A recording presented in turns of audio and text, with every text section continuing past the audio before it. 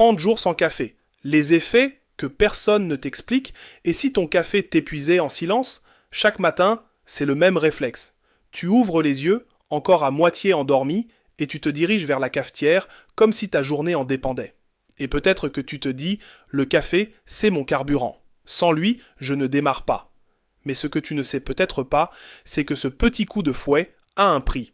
Et que, jour après jour, il t'épuise un peu plus en silence. Ce que je vais te partager aujourd'hui, c'est ce qui arrive réellement à ton corps quand tu arrêtes le café pendant 30 jours. Les effets visibles, mais aussi ceux qu'on t'explique rarement. Sur ton énergie, ton humeur, ton sommeil, ta digestion, ton équilibre nerveux. Pas pour te culpabiliser, mais pour t'aider à comprendre, écouter ton corps et peut-être reprendre le pouvoir sur ton énergie. Et si tu veux commencer doucement, à ton rythme, notre programme Smoothie Detox 12 jours t'accompagne dans ce changement en douceur, lien dans la description. Prêt, Alors voyons ce que le café te cache depuis tout ce temps. Chapitre 1. Pourquoi tu crois que le café te donne de l'énergie alors qu'il t'en vole? On te l'a toujours présenté comme un allié. Un petit noir pour bien démarrer la journée. Un espresso après le déjeuner pour éviter le coup de barre. Un café serré avant une réunion pour rester concentré. Mais ce que tu ne sais peut-être pas, c'est que le café ne te donne pas de l'énergie. Il emprunte celle que tu n'as pas. En réalité, la caféine agit comme un leurre chimique. Elle bloque une molécule appelée l'adénosine, celle qui signale à ton corps qu'il est fatigué. Résultat, tu as l'impression d'être en forme alors que tu es juste en train d'éteindre le signal de fatigue, mais le corps, lui, n'est pas dupe. Il doit compenser ce faux message en produisant du cortisol et de l'adrénaline, des hormones de stress. Et plus tu bois de café, plus tu forces la machine.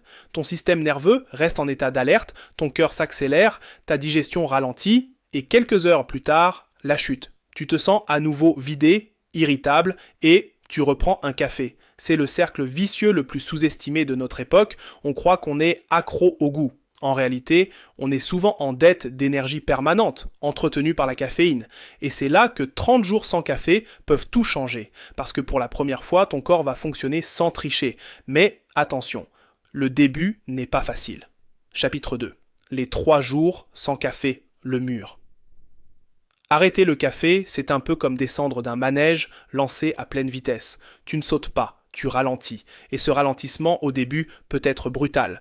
Les 3 premiers jours, c'est souvent le plus dur. On appelle ça le mur. Et voici ce que tu peux ressentir. Un mal de tête sourd, parfois persistant, comme si ton cerveau criait « Rends-moi ma dose ». Une fatigue profonde qui te tombe dessus comme une chape de plomb, de l'irritabilité, tu te sens à fleur de peau, le moindre détail t'agace. Des difficultés de concentration, ton esprit vagabonde, tout paraît flou.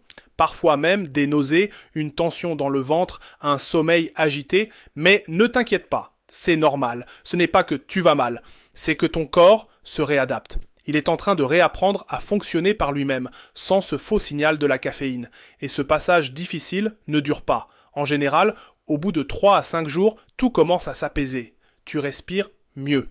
Tu dors un peu plus profondément, tu te sens plus calme, c'est souvent à ce moment-là que tu réalises à quel point tu étais dépendant, sans t'en rendre compte. Mais le plus beau est à venir, car une fois ce cap franchi, ton énergie naturelle refait surface. Chapitre 3, ce que personne ne te dit sur le cortisol et les nerfs à vif.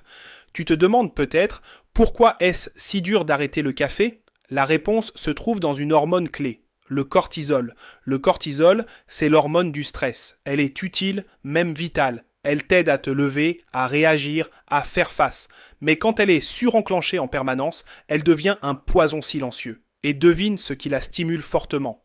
Oui, la caféine. À chaque tasse, ton corps croit qu'il doit se préparer à un danger, une urgence. Résultat, ton système nerveux s'emballe, ta tension monte, ta digestion se bloque, ton sommeil devient plus léger. Tu passes peut-être tes journées sur les nerfs sans comprendre pourquoi. Hyper réactif, facilement irrité, le cœur qui s'emballe pour un rien. Et la nuit, tu dors? Oui, mais tu ne récupères pas vraiment. Ton sommeil est fragmenté, agité. Tu te réveilles fatigué. Alors tu reprends un café et le cycle continue. Quand tu arrêtes la caféine, ce stress chronique diminue progressivement. Ton système nerveux retrouve un rythme plus naturel. Tu deviens plus calme, plus posé, plus stable. Et ça, c'est un soulagement que tu ne peux pas vraiment mesurer, mais que tu vas ressentir. profondément, parce que derrière ton besoin de café, il y avait peut-être un stress que tu ne nommais pas, et le libérer change tout. Chapitre 4, jours 5 à 10. Une énergie plus stable et plus douce. Une chose étrange se produit après une semaine sans café. Tu te réveilles un matin et tu ne te sens pas épuisé, pas surexcité non plus, pas dans un rush d'énergie comme après un double espresso. Non, c'est autre chose, une énergie stable, fluide, naturelle, celle que ton corps sait produire tout seul quand tu ne le forces plus. Entre le 5e et le 10e jour, de plus en plus de personnes décrivent une fatigue plus saine qui arrive en fin de journée comme un signal naturel.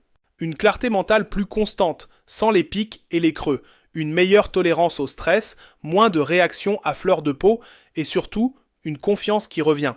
Tu te dis, je peux fonctionner sans ça. C'est comme si ton corps réintégrait ses propres ressources. Tu n'attends plus que la machine extérieure démarre pour toi. Tu fonctionnes de l'intérieur, à ton propre rythme. Et c'est souvent à ce moment-là que tu redécouvres quelque chose de précieux, le plaisir simple d'avoir de l'énergie sans la payer cher. Chapitre 5, ton sommeil redevient profond et réparateur. C'est peut-être le changement le plus inattendu et le plus libérateur. Tu recommences à bien dormir, vraiment.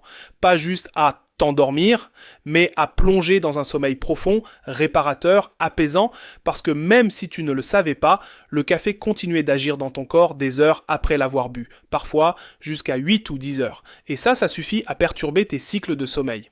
Sans café, voici ce que tu peux observer. Tu t'endors plus vite, sans tourner en rond dans ta tête, tu te réveilles moins pendant la nuit. Ton sommeil devient plus profond, plus récupérateur. Et le matin, tu te réveilles plus léger, plus clair, moins embrumé. Tu comprends alors que tu n'étais pas paresseux, tu étais épuisé, et ton sommeil ne t'aidait plus à remonter la pente. Retrouver ce vrai repos, ce sommeil naturel, c'est comme retrouver une source oubliée. Et c'est à ce moment-là que ton corps commence vraiment à se réparer, de l'intérieur.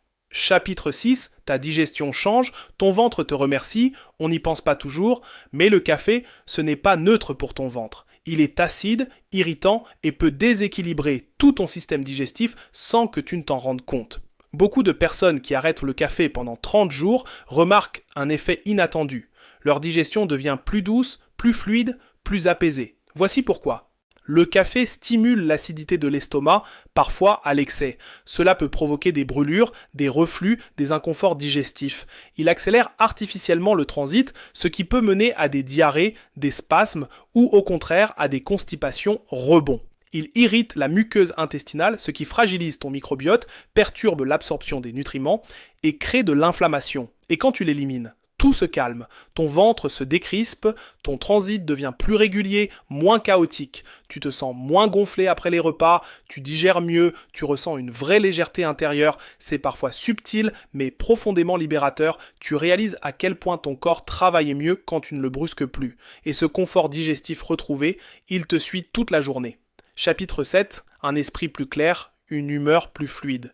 C'est un effet que beaucoup sous-estiment jusqu'à ce qu'ils le vivent. Quand tu arrêtes le café, ton esprit devient plus clair et ton humeur plus fluide. Pourquoi ? Parce que la caféine, en réalité, secoue ton système nerveux. Elle te met dans un état d'alerte constant, presque imperceptible, mais présent en arrière-plan. Tu sais, cette sensation de tension intérieure, ce besoin d'aller vite, cette impatience diffuse, ce n'est pas forcément toi, c'est peut-être l'effet résiduel de la caféine, et quand tu l'élimines, petit à petit, ton mental ralentit. Pas dans le sens d'être moins intelligent, mais dans le sens de moins s'agiter. Tu réagis moins fort aux imprévus. Tu te sens plus posé. Tu te concentres plus longtemps sans être happé par 10 distractions. Ton humeur devient plus stable, moins de hauts et de bas, plus de calme intérieur. C'est comme si tu retrouvais une version plus sereine de toi-même. Pas euphorique, mais ancrée, plus présente, plus vivante. Et ça change tout dans ta journée, dans tes relations, dans ta perception du monde, parce que quand ton esprit s'apaise, ta vie entière s'apaise. Chapitre 8. Tu redécouvres ton énergie naturelle. Tu as peut-être passé des années à chercher le bon moment pour ton café. Le matin pour démarrer, l'après-midi pour tenir, parfois le soir pour rester éveillé. Mais une fois le café sorti de l'équation, tu redécouvres une chose précieuse, ton énergie naturelle. Ce n'est pas une énergie boostée, ni une montée artificielle. C'est une vitalité douce, constante, qui vient de l'intérieur. Et tu remarques que tu n'as plus besoin de te forcer pour commencer ta journée. que tu te lèves avec un élan calme, pas dans le brouillard, que ton énergie dure plus longtemps, sans pic, sans crash, que ton corps te guide plus clairement, faim vrai, repos mérité, mouvement naturel. Tu comprends alors que l'énergie n'est pas quelque chose qu'on doit aller chercher à l'extérieur.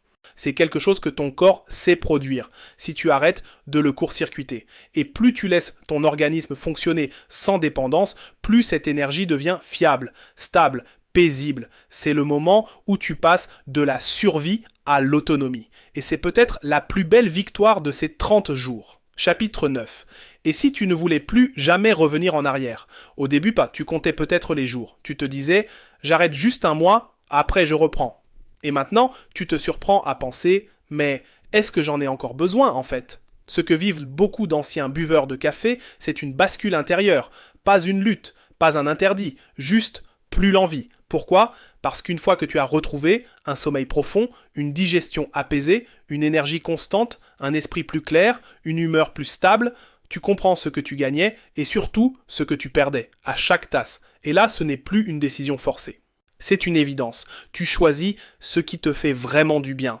Peut-être que tu reprendras un café de temps en temps pour le goût, pour le plaisir.